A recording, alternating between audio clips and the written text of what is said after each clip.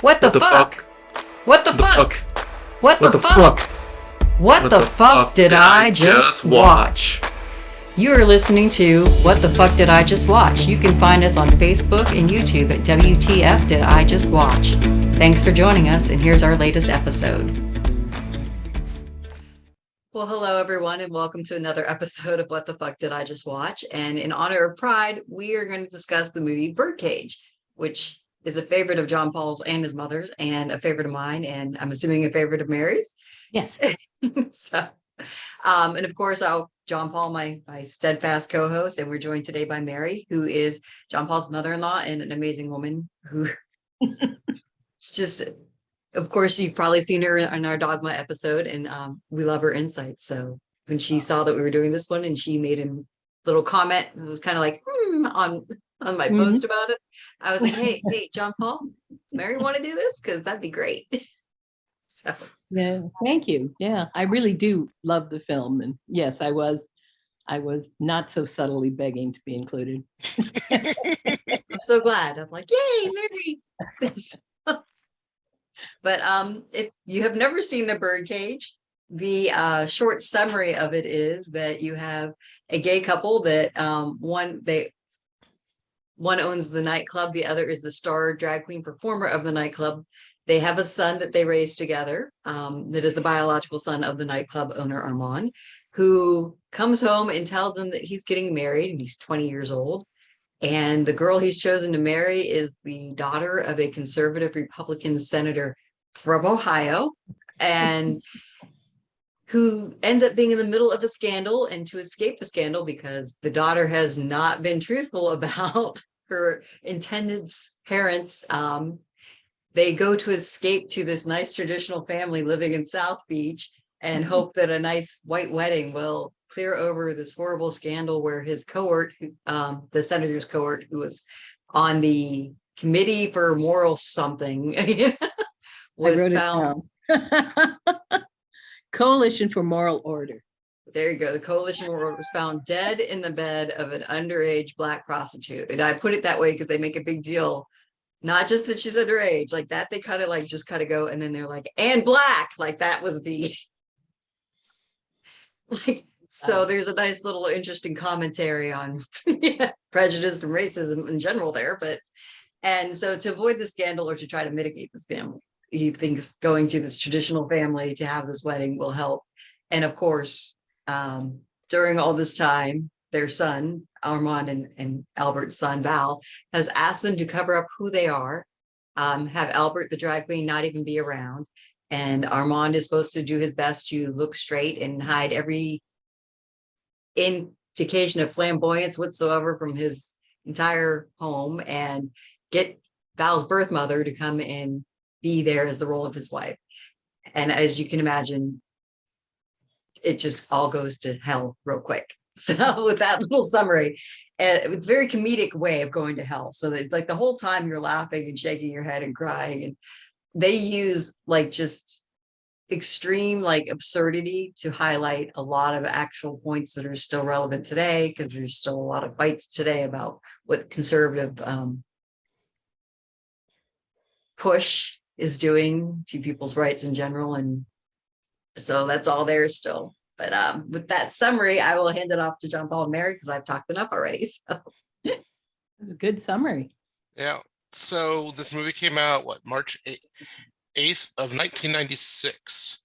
I was a senior in high school, and the first time I saw this trailer, I was just like, oh my gosh, I've seen this movie before. Where have I seen this movie before? And I waited till my mom got home from work, and I told her we needed to see this trailer and we needed to see this movie. And she jumped for joy because she knew right away what it was.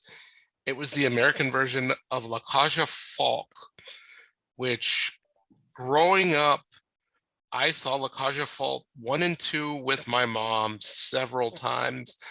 I was telling Jenny earlier, I've seen La Cage Folk in 3 different languages. I've seen it in English, I've seen it in French, and I've seen it in Spanish. I love this movie, and I love the Birdcage as well. When it came out, my mom and I went to the theater and saw this, I think 3 times. Mm.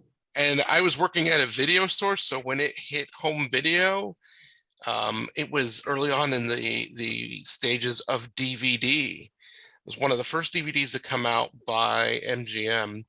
They were one of the first studios to release DVDs, and I had to have it because I got a DVD player early on it because I was testing new products while working at the video store. So I won one and a prize, and I had to have this movie so my mom and I could watch it again and again and again.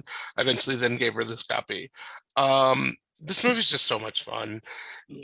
On the surface level, there's a lot of things that, like you alluded, Jenny, that even in 1996 they kind of touched on. They breezed on some things, but there are some stuff I think we can kind of dive into. But it's one of Ron Williams' best performance.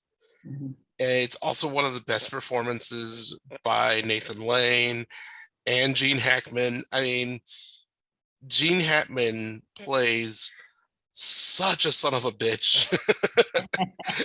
And a wheezy, like just terrible, he wasn't a senator, was he congressman? He was a senator. Was he Senator. senator? Ohio. Okay, so yeah, so he was a senator. Might be So a state senator, but they call him senator. yeah, okay. That's what I thought. Well, they kept referencing Dole, so I kind of thought he was a federal senator. You know, like Oh, Yeah. yes, because he's thinking of running for president. You're That's right. right. That's right. So yeah, it's just politician in general. So it's like he does a really good job. Like, if you're not a fan of politicians, he plays the role really well. And I mean, he didn't act much after this movie. I think there was a few films afterwards, and then he finally retired. But he's great in it, and that's my short take on it. And then we can delve in. But go ahead, Mary, and give your little 2 cents of this so far. Well, this was 1996, right? Correct. So in 1996, I already had a 16-year-old son and was married for 20 years. So I'm a little different than John Paul being in high school, and probably Jenny wasn't born yet. But anyway. Oh, no, I was in college. I'm Jenny's older than much John older than Paul. I am. Look how young she looks. See, she lives you. well. She lives right. Because actually you even look younger than the last time I saw you. We'll leave that in too in the show, please. Thank you. But I think a couple things struck me. Now 96, I know that's a long time ago, but it was within, Ronald Reagan didn't use the word AIDS until 1985. So this movie coming out 11 years later was actually a pretty big jump in the culture, especially since the very few films that I ever saw growing up that even hinted at gay people, they ended badly. You know, I mean, they just always, something happened and they got their comeuppance, and they were usually villains, or, you know, I mean, it was not. Paul Newman in Cat on a Hot Tin Roof played a very, very hidden in the movie gay man. But even then, he had to be troubled, you know, he had to be troubled and alcoholic. And yes, he does end up getting back with Elizabeth, but that's the kind of stuff gay people were that, they, you know. So to see a comedy, an honest to God comedy, not only a comedy, but a comedy about two men who are lovers and committed lovers. I remember being especially struck by their discussion of where they would be buried. You know, so yes, and as you both already said, there were points in this movie when I rewatched it this weekend that I went, we haven't come very far from that at all. So yeah, I think it holds up very well. I agree with you about Gene Hackman does a fabulous job, but to me, the real villain in the piece is Val, is the son. I forgot how much I hate him. Actually, I think I hate him more now. I think when I first saw it, I was a little more sympathetic to what he must feel like. But when I watched it this time, I went, you ungrateful brat. Also, being the wise old lady I'm now, 20 and 17 to get married does strike me as too young. So I'm kind of on Robin Williams' side. But anyway, I'm sorry, that's longer than a synopsis, but I still loved it. I still laughed. I expected to cringe more, but I don't think they poke fun at the gay community. I really don't. The film opens with "We Are Family," and it ends with "We Are Family." I think it's more a solidarity film. If anyone should be ticked off, it's Guatemalans, I think.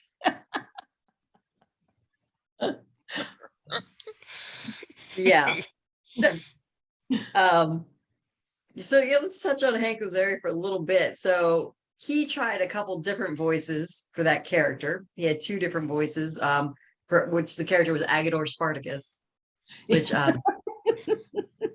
and it's hilarious, but I would say if anything really mocks like gay community or anything, that character is the closest to being somewhat mocking, but it's not, it doesn't seem to be done in any mean-spirited way. It's just it's over the top. It's over the top, absolutely. And he had one of the voices he went with was a little more deep and masculine, and the other one was higher pitched.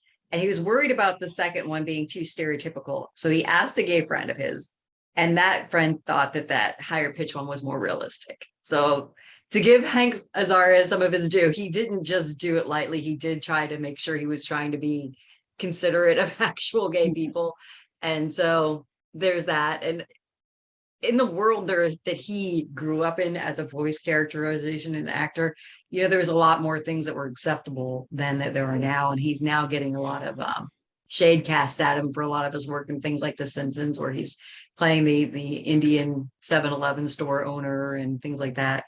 And he's been trying to learn and let go, but you could tell that he's struggling with it. But to be fair to him, like I said, back in the day, he did ask, you know, about this specifically. I don't think he thought about asking about voicing other ethnicities, but Yeah. but he did give some consideration to what it would, how it would be come across to the gay community. Before you hopped on, Mary, I was talking about Nathan Lane. So this was his breakthrough Hollywood role. He was on Broadway much longer, you know, prior to this.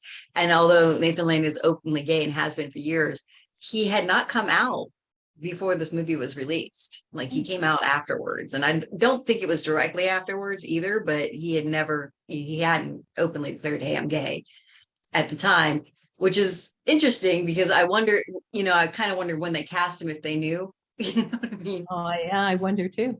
Because as far as I know, though, I think Robin Williams' daughter has put out there that he might have been bi at some point, and I might be misquoting that, but as far as I know, one has come forward saying that they were a lover of Robin Williams that was not female. So I'm pretty sure he's straight, or at least straight identified. So we don't have a lot of gay actors playing, well, main roles, except for Nathan Lane. And I wonder if they knew at the time, since he was not out at the time. You know, as I was looking for insight into this, I hit an Oprah Winfrey show that was to promote this film. So it's a 1996 Oprah Winfrey show. And I won't drag you through the whole thing, but here's one of the things that struck me. She looked right at Nathan Lane and said to him, are you worried that playing this role will, I forget exactly how she said it, but she said, are you worried playing this role will make people think you are this role? Which I heard as, are you afraid that you're going to be seen as gay? Robin Williams jumped in and did, you know, a little shtick, joke. And that gave Nathan time to think. And so Nathan responded to it by, I'm really not afraid of being typecast. I'm a character actor. And I thought that was a very honest dodge of the question. It got him off saying, oh heavens no, I don't want to be seen as gay, but it didn't make him say I am gay either. He just said, right. I'm not afraid of being typecast.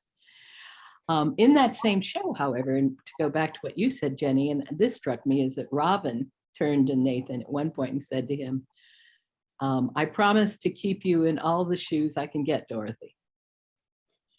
And so I was thinking, it was said teasingly, they were both laughing, but I thought, oh, maybe, I knew a gay couple, and the one man always said to the other one, Dorothy,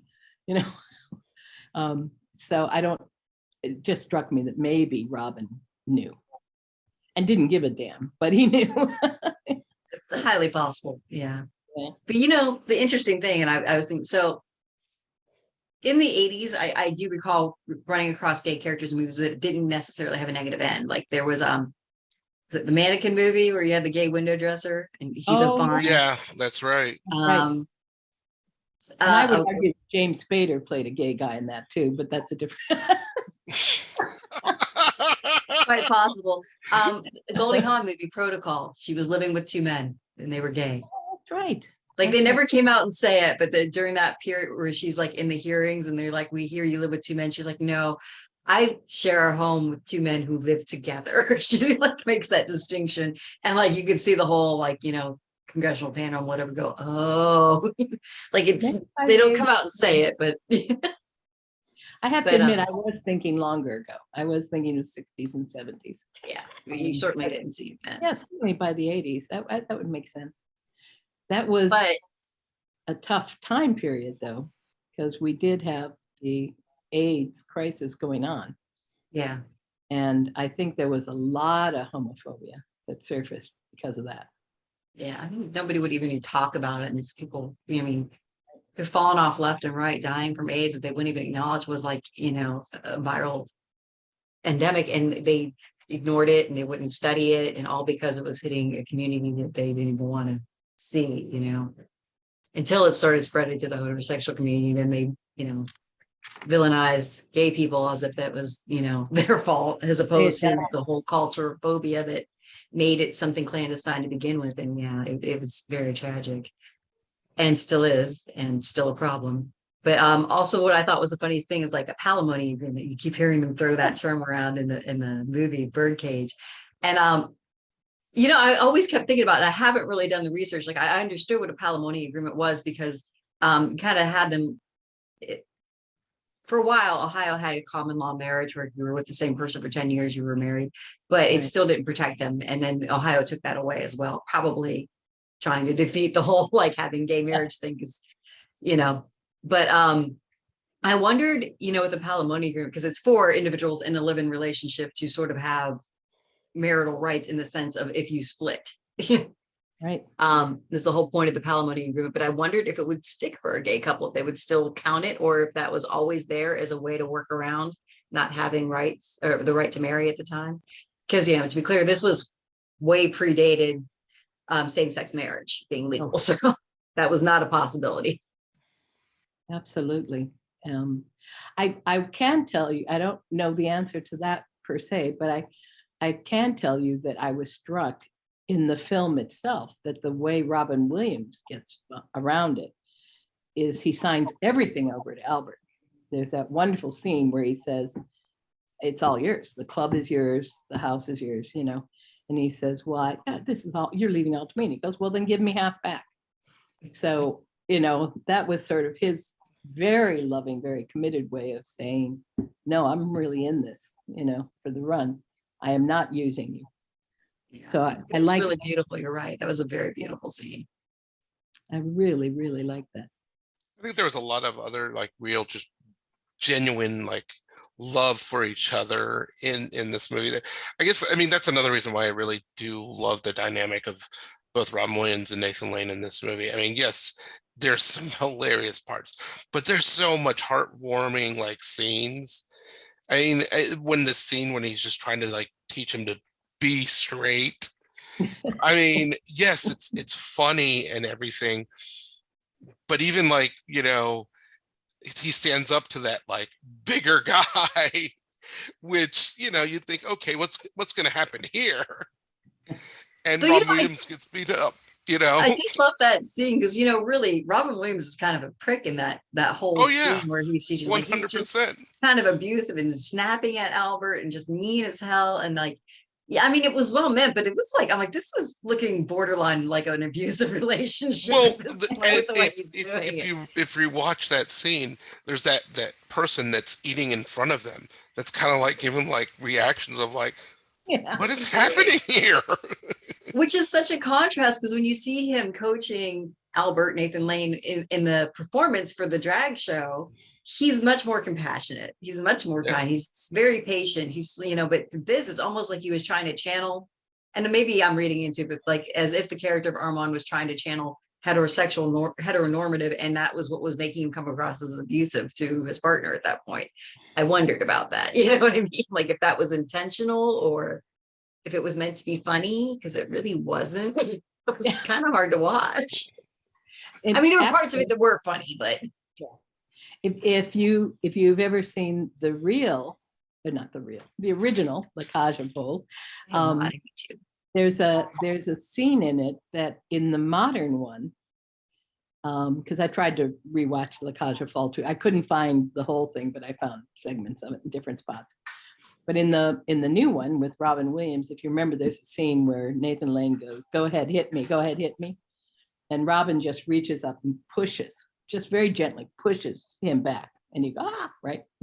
In the original, Armand punched Zaza. You see Zaza coming with an ice pack on his eye, in the next scene. So it, again, different time, different country. And I think it was to drive home that these really are two men, and therefore he was treating him like another man. But I certainly much prefer the slapsticky push over the punch. which was also counter because it was preceded with Albert like basically tackling or pushing Armand onto the ground to begin with. So, That's right.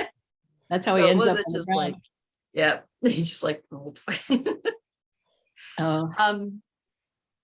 I was just gonna say, so though Nathan Lane was gay, he was not a drag queen. And so the director, the filmmaker, and actually PBS producer Rick McKay was hired by the director Mike Nichols months before the Birdcage was being filmed to go around Paris and London and San Francisco and Atlanta to make feature-length documentaries about drag queens and interview them and get their act on there. And they trained Robin Williams and Nathan Lane off those documentaries. And I'm like, I want to see those documentaries. Wow, that's really neat. I really want to see that. So they were trying to make it as authentic as possible without actually having, a gay couple and a drag queen in the role. And the other thing I thought was interesting, so all the affection you see between Albert and Armand is all mostly verbal and like with small touches. Like you don't see them really kiss or hug, if you notice in the film. There's no like, it's interesting to me. Like I wonder if they thought it would be too far to make it, very kissy, affectionate, holding hand affectionate. Like you don't see too much of it. There's a little bit of it, but I would definitely agree with you because of the time. Even like we said, 1996 when this movie came out, there weren't, that I can think of, many openly gay actors and actresses that were, I don't even think Ellen had come out yet. I'm not sure. Maybe she came out shortly after this. Yeah. But I mean, I know we had different kind of gay related subject movies. I can't remember if In and Out came out before or after this movie. Oh, I think after. I think after, maybe. I think so too, but I'm gonna look. So keep talking. Yeah. So it's definitely like you said, they do A year kind later. of, okay, a year 1997. later. So maybe they were trying to, I wouldn't say capitalize, but just, okay, well, one opened the door, let's see what else we can do. I mean, especially for being a mainstream film, With being, major actors. with major actors. I mean, Robin Williams, by this time he had already voiced the genie in Aladdin, which was, one of his biggest roles. I believe Miss Doubtfire came out in 94. Yeah, that was before this. That was before this. So Yeah. again, and Gene Hackman's acted, for forever and a day. So yeah, and then you had the young couple. I mean, I think that if I remember right, this is the first time I ever saw Calista Flockhart in anything, because I think this was definitely before Ally McBeal. It was a So Midsummer's Night Dream. I don't know if that was before or after this though, that she okay, was in. Yeah, I don't know that okay. But I wanted to keep asking her to eat a sandwich because either. in certain scenes she just looked too sickly. Which is hilarious. So when this was filmed, Calista Flockhart was like 33 years old and she was playing an 18-year-old. Really? She was Yeah. 33 when this was filmed? Oh my gosh. Holy Isn't that cow. crazy? Yeah, that's what Wow. happens when you don't eat enough for your hormones to click in, I guess. You can Right. stay 12, like the gymnasts, stay 12 years old forever. Oh my gosh. Oh my gosh. Yeah, that's according to a little trivia site that I'm reading through because I love Oh, trivia. no, I believe you. That's just amazing. The one of the trivia sites that I ran into said that the La Cage aux Folles was first, I forget what the word is, when they pay money. So she was 30, not 33. Okay, still, yeah. But it was first being discussed to be made before Mike Nichols ever got involved with it. He was a genius all by himself. Mike Nichols and Elaine May are brilliant. They were a married couple at the time. They did great work. But it was supposed to be made with Frank Sinatra and Dudley Moore. Oh, Can you imagine wow. that? That was in the mid 80s. That was the proposition in the mid 80s. Interesting. And then when that did not pan out and Michael Nichols got involved, then it was going to be Robin Williams and Steve Martin. And Robin was going to be Albert, and Steve Martin was going to be Armand. And that one I heard directly from the horse's mouth. Nathan Lane in an interview and this was after Robin had died, he said, I owe all of my Hollywood career to Robin Williams because he so generously gave over the role of Albert to me and took Armand, the straight man, in a different meaning of that word. And he really was very grateful that he was able to play that. But I sat for a while thinking, well, Frank Sinatra and Dudley Moore, I couldn't even get my mind to go there. But Steve Martin and Robin Williams, wouldn't that have been a different film? Vibe completely. Yeah. Okay. And I like Steve Martin, but I don't know. Nathan Lane, I think because, as you said, he was not known, I thought was particularly powerful in the role because he wasn't a familiar face. So he was easier to believe. I think that's why Oprah asked that question of, aren't you afraid people will think you're gay? The people, now, maybe both of you know this, it looked to me like the people on the stage are professional drag artists. Is that true? I'm not sure, but I had thought the same thought, and I was I trying to find imagine out. so. It didn't I'm look not like sure it. either.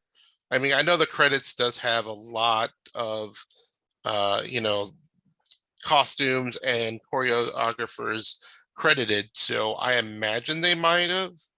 I think mean, some of them had to be. yeah, I wouldn't I be mean, surprised.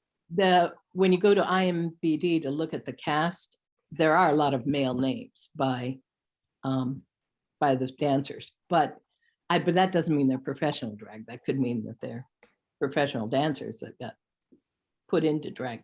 But they were so good. They were so good that it was hard to believe that they weren't pros even before they came to the show. I'm trying to look it up to see. So I know we've tiptoed around it, and I've got to say it because I know Jenny loves this actress, Dianne Wiest. Oh, Dianne I Wiest. do. She does such a great job in this movie. She, like, every single movie I think we've ever talked about that she's in, she just does a great job transforming into whatever character she is. I guess the true art form of being a character actor or actress. But yeah, she just does such a fun job in this in this movie. The dinner scenes, her getting angry at Gene Hackman, almost like a jealousy thing. Hiding the chocolate. I don't know, just little subtle things that just, she's phenomenal. Somebody's gotta like me best. Yes, That's one of my exactly. favorite lines in the film. Like me best. Oh, and actually, I got to tell you, this is my own bias. I think she looks better at the end of the film than she looks at any other time in the film. With the whole punk look. Yeah, when she's in the drag outfit with the hat and I thought, wow, she looks great. She was, it's like, that's how she should dress. Give up the dowdy stuff. She looked great in that black outfit. She did. She looked fabulous. Is like, I liked it a lot. I'm still trying to find out. I'm not getting any hits. When I look up where there are real drag queens in the Birdcage, there's a hit back towards the documentary, like I told you about. But Yeah, I would love to see that. That's really clever. Well, that shows a lot of respect right there then, yeah, I but mean, I do think they were very respectful in this movie, and I know we in this podcast we talk about, can this movie be made now? Yeah. And I think definitely this movie can be made now. Obviously, because the world's gotten more comfortable, yeah, we could show a little bit more affection between Armand and my gosh, I blanked out on Nathan Lane's Albert. characters. Yeah, Albert and Armand. yeah, and you could easily remake this, because unfortunately we still have some terrible politicians out there in the world that believe terrible things. Like the line, kill the mothers. yes, so that absurdity, I love that. Like, I don't know. I know at the time I wasn't quite probably as astute as I am now, but I just loved how the absurdity of it really highlighted the whole absurdity of it being illegal in the first place, and being, or not having been illegal in the first place, and people wanting to stop abortion like they still do now. But just like, just kill the mothers, just let the fetus go down with the ship. They were going to kill it anyway. Go down with the ship. That's right. It was just the extreme, or even like when they were talking about gays in the military, and Nathan Lane is, as Albert is saying, well, how ridiculous, from the perspective he was thinking, like, really, why would you even want to be gay and in the military? Is kind of like Right. what Albert was saying, like, yeah, this is a ridiculous concept, because why would you want to be wearing camouflage like that?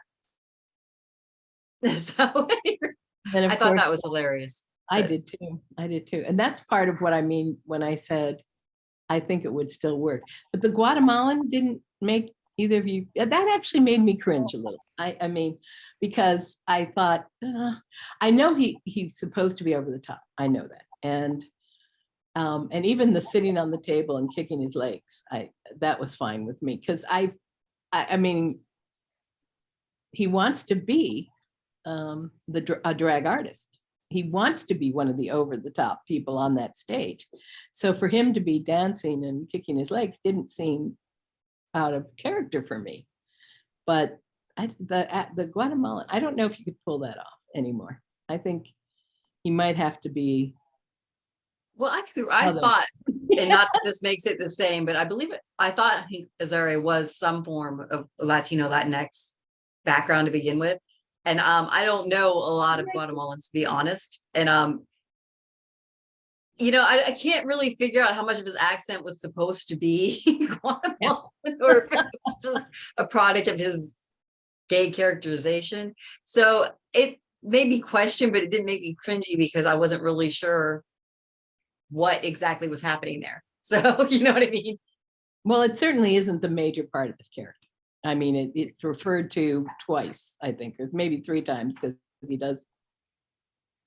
I mean, I kind of gave it a pass still, only because it's an over-the-top exaggeration. His whole character is an animated, bumbling, goofy, character. They put shoes on him and he's just tripping all over himself. I mean, and I laugh still. I mean, the dinner scene, I don't know why.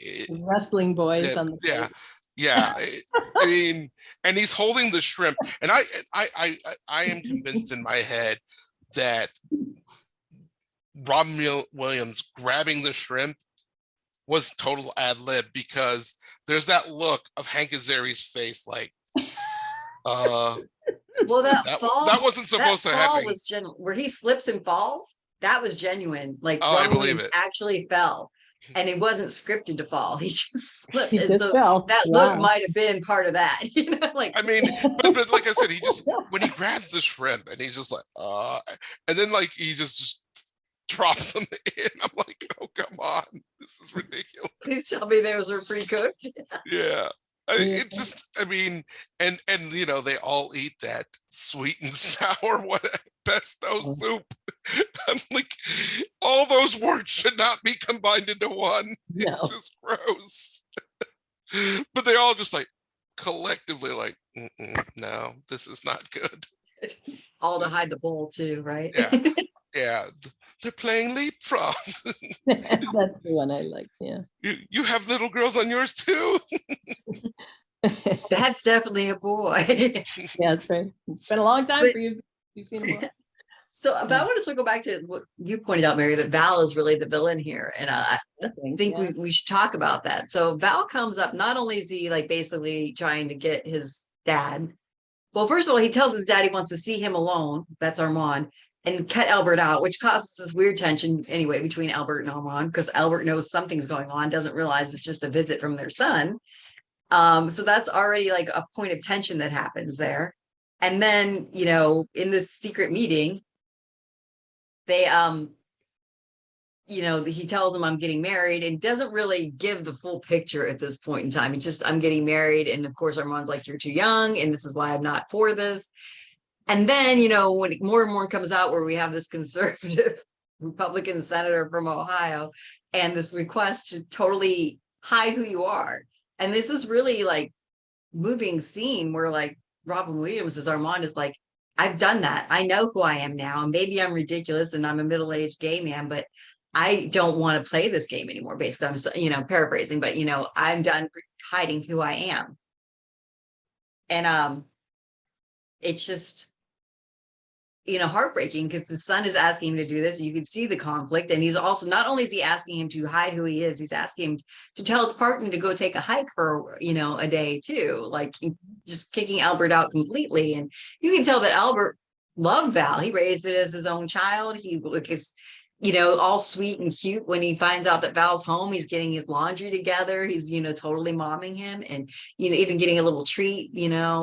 And here's Val just being like, yeah, fuck you, hide who you are, get Albert out the house, bring in my real mom if you can. They like throws out, well, not throws out, but they box up all the stuff in the house to make it look straight. And, it's just all this crazy stuff that Val asks him to do. And yeah, it's truly awful.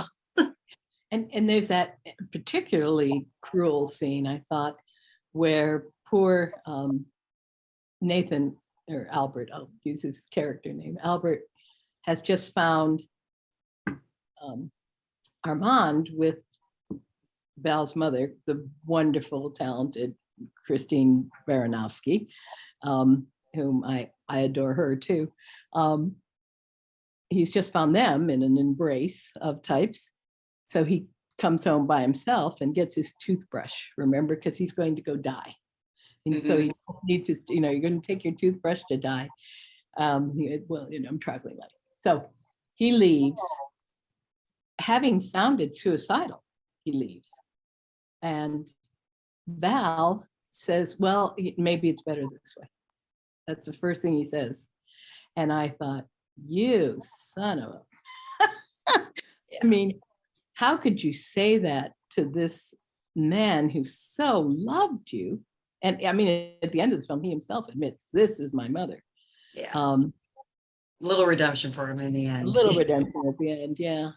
But I thought, good grief, how could you say it's better this way? And I know Albert's portrayed as a very dramatic character, but certainly you'd have some sense of let's stop him or let's be with him, and to say it's better. Yeah, I did not like Val. Like I said, I liked him less now. It's funny you guys say that, because when I first watched this, I didn't think about it until rewatching it now. And you're right, because now you think, okay, these guys raised you, you know, they were your parents for 20 years of your life. You don't know your birth mom. These are your parents. These are the people who nurtured you and made you who you are. And to then just kind of mask who you really are and who your family is, it's extremely heartbreaking. Mhm. Because you could tell, just even if you looked at the scene of his bedroom, he lived a normal, whatever you want to call it, life with It was whatever a he wanted. heteronormative life, with the Yeah. exception of the fact that he had 2 dads. Yeah, You know? but I mean, like, you could see there was trophies from like sports. Right. There was, I mean, he had even a poster of a bikini woman. I mean, all kinds of things. Like, they didn't try to steer him in any shape, way, or form. They just wanted to love and nurture that child, and for him to just kind of be like, no, I don't like that side of you. Yeah, it's total heartbreaking. And he says to his father, well, you told me to lie at school, and I think quite rightly Robin Williams goes, because you were a child and you could have gotten hurt. But and he says, well, I can still get hurt. Yeah, And I thought that was. Yeah, that made me scream at the TV. You stupid weak son. So you're willing to hurt everybody else. Everybody else can get hurt, but you can't get hurt. Yeah, I was not happy. Also, with Robin Williams, there's the character of Armand makes a comment when he finally does say, "I'm not going to do this. Albert is coming." He makes a comment about, "I've been doing this for 20 years, and I'm not going back." So for the heck of it, I thought, okay, 1976. And in 1976, gay sex was still illegal in many states. 1976, that was only 7 years away from the 1969 Stonewall riot, which was incidentally started by drag queens. So how interesting that we've come to the drag artist again. But I know that sounds 7 years, but 7 years really in a lifetime is not that long. It's very short. It's very, very short. So, when you think of 76 and the stuff that he had to put up with in his life for these 20 years, then you get even more impressed by Armand and less impressed by Val. Yeah. So, and he certainly didn't have to take Val in. I mean, he obviously wanted to be a father and took the boy in. He wouldn't have. Well, I mean, there's also the very touching scene where you can find out how much Armand really loved his son when he goes to the birth mother. And so it is, from the way the movie presents it, it sounds to me that Val is, in fact, Armand's biological son. He had slept with Catherine, but Catherine, that was and thank you. And there is a pregnancy resulting. And it sounds like not only did he take the kid and like give her just tell her, hey, whatever. He gave her money, like a lot of money, so that she would keep and have the kid so that he could have the kid. And then, she went off and started a career and then had no involvement, which was her choice. And it's fine. But, and then here's Val acting like, yeah. Like, so what? That was the one unbelievable. That was the one unbelievable part, because Catherine's business is a gymnasium, right? I mean, it's about physical fitness. And her secretary acts like she's not sure what to do with a gay man. And seems a little weird. Yeah, I did say to my husband, Wayne, she can't be associated with the gym and never have seen a gay man. It's not possible. That's just, even in 1996, that was not possible. It seemed unlikely. Oh. Though Albert's meltdown was lovely. Yes. Yes. There was an interview with Christine Baranski. I think I said her name wrong earlier, but anyway, and she talked about a scene, or she talked about filming that scene where she has her hand playing around with the chest hair, and boy, is he a furry guy, huh? Robin Williams. And she to surprise Nathan Lane, Robin threw down his pants as well. So when Nathan broke into the room, there was Robin, and she had her hand in his shirt, but his pants were also at his knee. So they So you said, get true shock and terror on yeah, Nathan Lane's so I face guess for that scene. they said Nathan really was like, oh my God, what's going on there? Oh That's God, hilarious. that is cute. So another interesting fact. So Gene Hackman, back to him. Oh yeah. Even though he's retired, I think he's doing a lot of stuff like Netflix series kind of things. I could be wrong though, but I thought I've seen him pop up on more things lately. But Was he? there's the scene where he's going down the ladder to escape the press, and he gets caught by the press, and he gives a peace sign, and it says that that was a reference to Richard Nixon, because Hackman was actually on Nixon's enemies list back in the 70s. So he was probably dying playing this, like Republican conservative. And There like, is a scene in the beginning of the movie when they're showing his office. They did Photoshop a picture of him with Richard Nixon. Oh, I didn't notice Yeah. that. That's funny. So I thought that's kind of funny then, if that's true for him. Yeah, see, I don't know the real years of the silent majority with Jerry Falwell. I should have looked that up. That just popped into my head. But that coalition for morality, again, I wrote it down so I'd remember it. Coalition for Moral Order sounds awfully close to a lot of stuff that really did exist. Oh, I'm sure they took some real things. And Newt Gingrich, and I mean there was a big push for family values. That was, family values became the big catchphrase. And I wondered if the film, again, because it begins with "We Are Family" and it ends with "We Are Family," if the film's saying quite the opposite, that it's the conservatives in this that didn't have family values. I believe that's exactly the point they were making, because it's like several times they point out that, even Val says, of my graduating class, you were the only two, parents that were still together, and you see how they raised him normally, not normally, but, you see how his upbringing was just like any other kid with,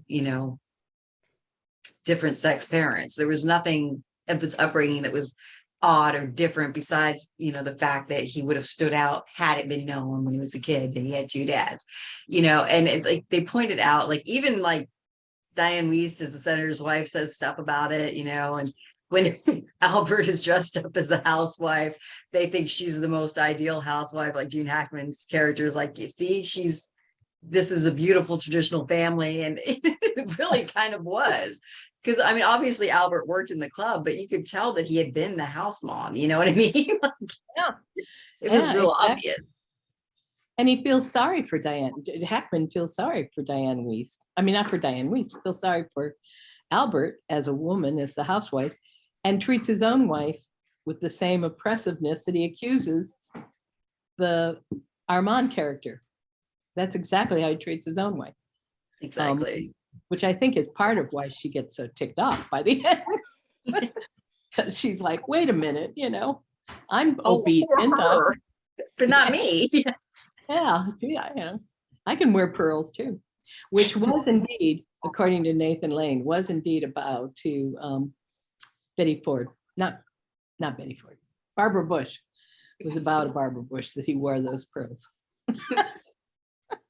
Because everyone said he sort of looked like Barbara Bush, so he wore pearls. Well, they do mention the Bushes a lot in this, especially Jed Bush, who was supposed to be the golden son, who did not end up getting the nomination.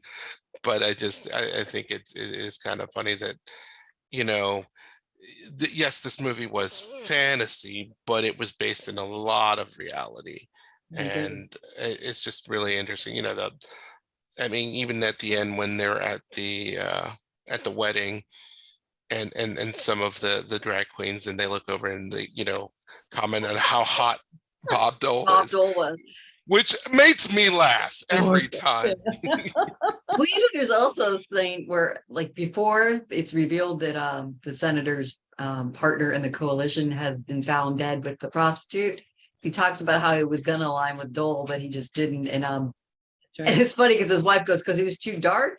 And he's like, well, no, but now that you mention it, he is kind of dark, like evil, I guess. I don't know. But he's like, no, it's because he's too liberal. Was the reason he wouldn't align with Dole, which is funny because I think that at the time there was a lot of criticism of Dole being too moderate, which is hilarious when you think about it. But I found that kind of amusing. But yeah, like the drag queens being so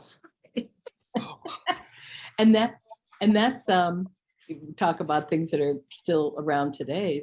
That's what we have now going on. And the people who are called rhinos, Republican in name only, because they're not fitting what the far right branch of the Republican Party thinks they should be. Yeah. So moderates are being slammed again, just like Bob Dole. So yeah. he at least had a sense of humor. Yeah, I figured they must have talked to him or something. That was why they threw his name so often. Well, at least it's fairly positive. He gets mentioned in two positive ways, I think. And I wonder if this was before Ted Kennedy's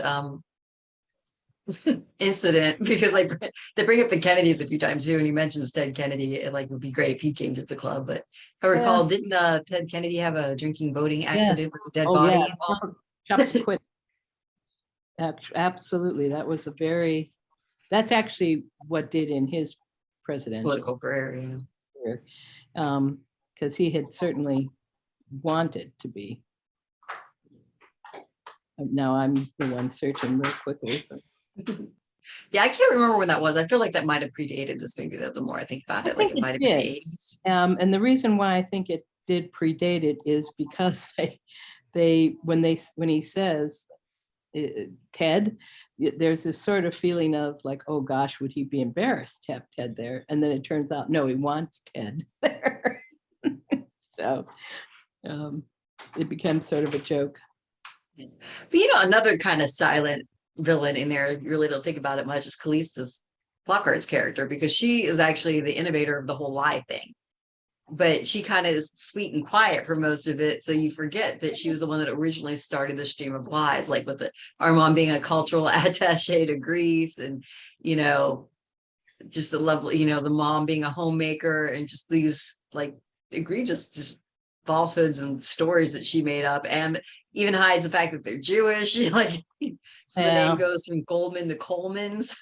They have pretty much all of the prejudices, don't they? I mean, yeah. Think about it. Those darn kids. Yeah. And then even the way she acts when Albert comes out dressed up, in drag to play the mom role for the dinner after Catherine has not been able to make it because of the whole traffic issue. And like at first, Khaleesi's character, she's very standoffish and she doesn't want to have anything to do with Albert until Albert covers for the whole weird name glitch thing in a rather lovely way. And then she's like, yes, I think I would like to hug you now, Mother Coleman. But prior to that, when you weren't back, even when I wasn't sure you backed my lie as well as you did, then I wasn't going to have anything to do with you. So, I think her role gets kind of hidden in the whole thing, but she was kind of the illustrator of the whole villainy of Al. They talk about her being a child. That's actually, I think, how she acted. Yeah. Well, that and like, how did anybody let these kids get married? I'm like, I guess you couldn't have stopped them, but like 18 and 20, I'd been like, you all fun in your own wedding then. Chappaquiddick happened long before this film, 1969. So okay. Oh wow. Wow, Okay. I was way off. I thought it was like the 80s. As I said to you, I had a feeling it happened. I didn't know it was that far before, but I had a feeling it happened before because of his reaction to, is it Ted? And then he goes, oh, I wish I could get Ted, which I think in and of itself is meant to be a joke. Like he wasn't trying to avoid the notoriety. He was actually hoping the notoriety show up. Yeah. But yeah, I actually, we can talk about who the villains were. It's pretty easy to tell who the saint is, and it's Albert. Yeah. Even though Albert is the flighty and dreadfully emotional one, he is, he's the most loving, he's the most sacrificing, he's the kindest of all of them, which I hadn't thought about this till right now, but it does sort of validify the feminine side of life, because he is the good. He is the more feminine one. In some ways, he's more feminine than Dianne Wiest. He's definitely more nurturing than her. Yeah. And then he's the good. So I hadn't thought about that, but that's kind of a pro-woman. Because certainly the Gene Hackman character shows no great respect for his wife. So even though his wife is like, they're coming up with good ways to save his career and stuff, like actually her plan probably would have worked had it not been based on lies that she had nothing to do with. Yeah. I mean, it would be, it's what you do, you distract. And she was right there with the solution. And, there was the senator just binge eating chocolate to try to get over, which I thought was funny too, because normally speaking, it was a very stereotypical feminine reaction the senator had to this strike. He just started binge eating chocolate. Like normally you would see a character that is female doing that, you know what I mean? Like something stresses them, then they're there with a bucket of ice cream, or He'd be pounding whiskey instead, but yeah.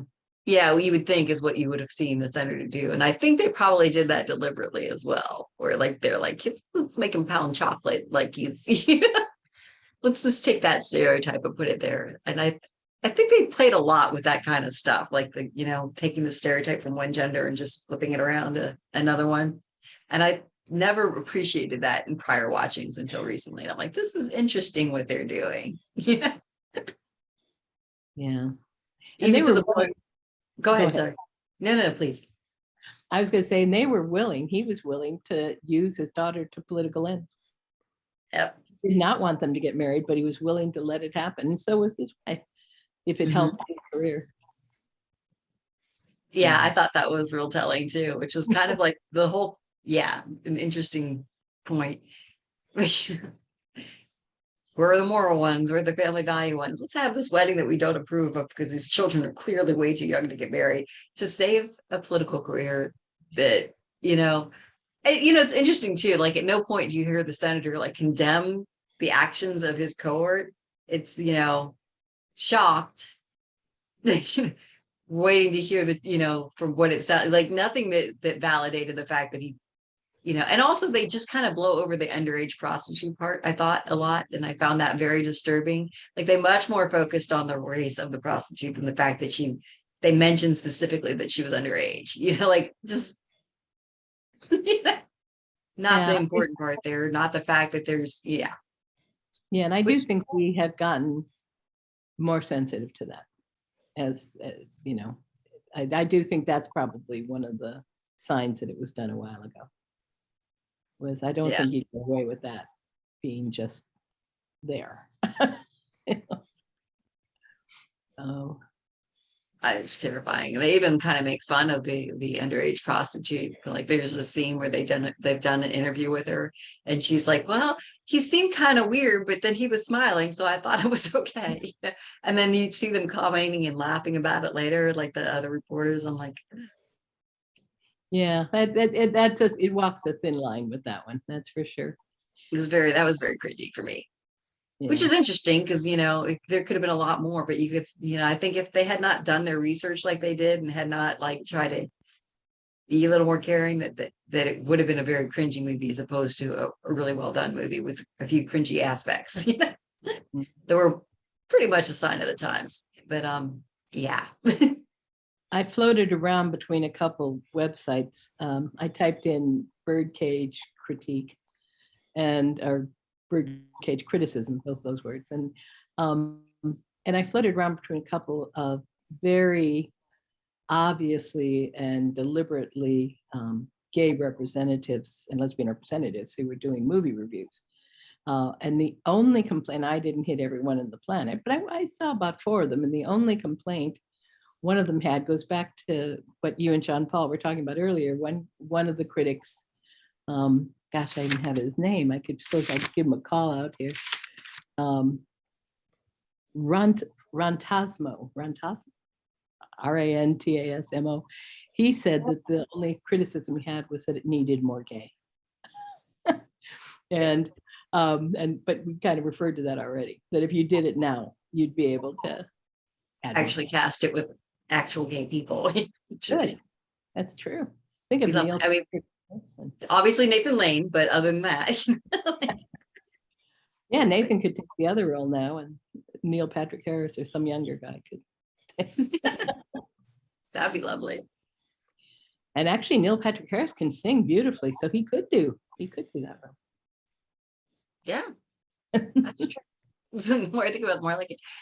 I've never seen Neil Patrick Harris in drag, but you know, if you know, Pat, And I if Swayze could have done drag, then anybody could do Sure. drag, right? Neil Patrick Harris did on Broadway, Hedwig and Hegway and Angry Inch. So Inch. did he do drag? I would assume then in Yeah, that. yeah, he did.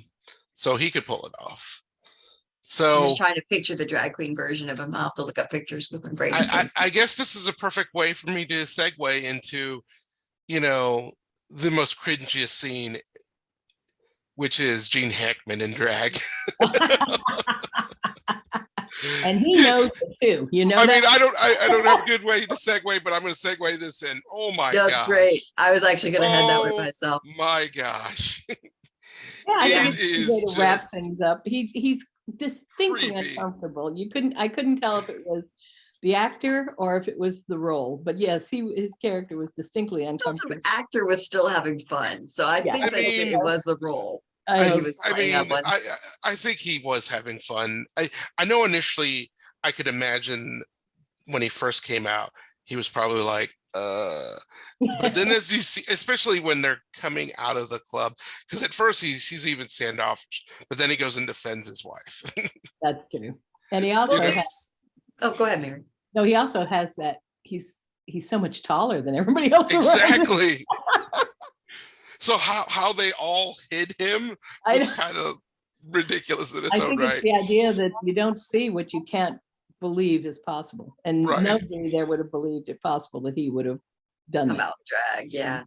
But no, I thought it was funny. That whole scene was hilarious to me. So you're right. When he first comes out, he's petrified. You know, the senator is petrified, and he's like looking around at the lights, like he has no idea what to do. And then he starts trying to move his shoulders, and then he, you know, His dance nobody white wants to man dance dance. with him, and he says that, you know, makes the comments like, I told them not to put me in white, it made me look fat, and like he's like, nobody wants to dance with me. Even to the point when Val comes up to dance with Calista Flockhart, he's like, he tries to cut in to dance with Val so somebody will be dancing. Well, who does he grab and say, don't leave me? Is that Armand or Albert? He grabs Albert. It's Albert at the end. Is it Albert? Well, Albert ends up dancing with him, but I Yeah. think they don't leave me was either his daughter. I think it was his daughter he grabbed saying, don't leave Maybe, me. yeah. And then Albert comes and saves the day again and dances with the senator and dances them out the door. I mean, But, you know, Albert I was the thought it was- hero. Yeah. Yeah. Again, the hero, you know, but to me, I thought it was the funniest thing in the world. Like, had I been those reporters, I would have been looking for him to come out and drag, because that would have been the scandal, right? I mean, not just that he was there, but why is he there in above a drag club owned by, you know, a gay man?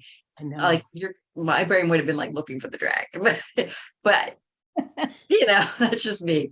If I wanted to scandal monger, But yeah, the confusion of back and forth of who leads really was really funny between Albert and Gene Hackman, because it's just like, okay, somebody take charge. And Albert took charge. Mhm. So yeah, I mean, hideous drag for Gene And Hackman. they knew he was not a Oh good. yeah. I mean, just the way it's filmed, it's the back of the wig. And I can remember even in the theater, the anticipation, because you knew it was Hackman. You just Yeah. knew, you know? I mean, even though you didn't think that was going to happen, when they did the back of the head, you're like, I bet that's Gene Hackman. So when he turned around, the whole theater burst into Oh, laughter. of course. Because, you know, it was Popeye Doyle, one of the most serious actors in our time, was wearing makeup and a blonde wig. platinum blonde. So yeah.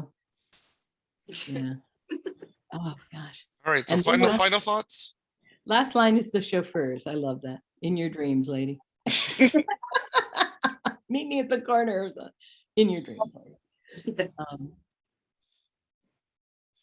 I think it's a film about, I know this will be the third time I've said it, but I do think the theme, We Are Family, is the theme of the film. And I think it was meant to be funny, which it really is, but it was also meant to be a little bit of a challenge about stereotypes and prejudices. And, you know, can we see people who are different from us, not as the enemy or the other, but as just an extension of the family of humanity. And for its time period in the mid-90s, it really was a changer. I mean, I do think it changed attitudes, just as, you know, In and Out when it came later, which was based on a true story. So you're stuck with that, with In and Out. Or Will and Grace on television later. You know, I think little by little, we've tried to cut Chip through. That's my final thought. Unfortunately, now I'm afraid there's this whole backwards drag, but we won't go there. We'll stay with the happiness of Albert at the end and him weeping at the wedding. I agree. And I thought that was also, when you said that, of like, yeah, that's it. It is, the theme is We Are Family. And to your point, I think it was to illustrate that families come in many different forms. You know, you have maybe that 1950s picket fence, you know, stay at home mom, guy comes and pays the bills, 2.5 kids, you know, but that's just a version of a family. And, you know, it comes in many ways. And sometimes our families are the people that birthed us and raised us. And sometimes our families are what we find afterwards, you know, and it may not be the husband, spouse, kids, family. It might be the friends and the people that have been there for you and love you. And that's not really in this, but, you know, to me, that the whole idea was family is not just one way, you know, like it's just not this one view. Man, I have got to follow up to both of you on that. Ditto. No. Yeah, like you guys have said, yes, definitely family. But like I said, for me, this was something I share with my mom. I mean, I would talk about family. Like I said, I watched the original French movie in French, in Spanish, and in English with my mom throughout the years. And we watched this one, and it's just enjoyable. I mean, yeah, there's stuff that with now eyes, it's still kind of, but it's not as bad. Do we need to get into a world where now or moving forward where we really do just accept people as family, like Jenny said, not just marriage or whatever, but just like friends, you know, cousins, whatever, and just truly love and care for each other. And that's, I mean, that is what a lot of this movie did depict, and it was really nice seeing those warm moments. Yeah, there's got to be some contrast to, because it can't be rosy all the time, but it was nice to just see, like Mary's point, the beginning, it starts with family, it ends with family, and it shows you the different kinds of family throughout this movie, and it was just done really well. And it's sad that we lost Robin Williams, because he's a phenomenal actor, and this was one of the best roles that I feel that he ever did. I mean, because he played the goofy Robin Williams. He played the straight kind of dramatic roles that he got later on in his career. You saw that in this as well, because he was so good at just different through the different scenes. And everybody, just the ensemble, so good. So even Albert the asshole, and Hank Azaria, like I said, I gave him a pass still because the man makes me laugh. He did have a very nice butt. True. Can't take that away from him at all. I can't take that. And also Nathan Lane's legs should get a shout out. Yes, I agree. I mean, wow. In the rehearsal scene with the shoes and all. Yeah, nice Mhm. cast. Gotta Yeah. put the stockings. Thinking more like the scene, you really get to see how good his legs are with the rehearsing with the Yeah. whole, with the bubble gum chewing, which also is one of my favorite lines in the movie. Like the shade that like is being cast between those two that are performers is hilarious. Where the guy says chewing bubble gum helps him think, and he's trying to grasp what is really not that complex of a concept. And you hear Nathan Lane from the sideline go, "Try more gum." Just, I feel like that might be my catchphrase anytime somebody's being stupid. Like, try more gum. There you go. But yeah, I guess with that. Well, This has been wonderful. letting me beg my way in. Oh, anytime. You're You don't welcome have to beg, Mary. anytime. Just raise your hand. It's yeah. Yeah. Well, that's what you get if you put on Facebook. Anybody want to do Birdcage? You're gonna, I you mean, know who you're gonna dig up. Yeah. this Awesome. goes out to anybody. We welcome guests all the time. Even guys guests that everybody give out us torture with terrible movies.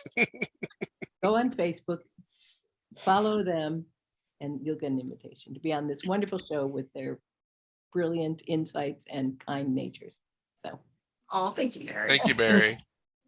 And then you can share your brilliant insights and kind nature like Mary does. So thanks. I Well, guess it was with that. fun. Yes. So thank you for tuning into What the Fuck Did I Just Watch Again? Definitely watch the Birdcage. I plan on watching the original French version one day. That's been on my list for a while, so I'll have to fulfill that. And yeah, as Mary said, like, follow our Facebook page, and if you see a movie that you like that we put on there, raise your hand. We'll put you on here. John, Paul, Mary, any final goodbyes? Just I- namaste. Thanks again, Mary, for joining us. It's always a pleasure. I have great conversations with you all the time, and I'm glad that we get to share them now with everybody else as well. Okay. So thank you. Thanks again, Mary. Okay. Mwah, mwah. Bye from the old broad. You have been listening to What the Fuck Did I Just Watch? You can find us on Facebook and on YouTube at WTF Did I Just Watch? Thanks for listening, and we hope you'll join us again soon.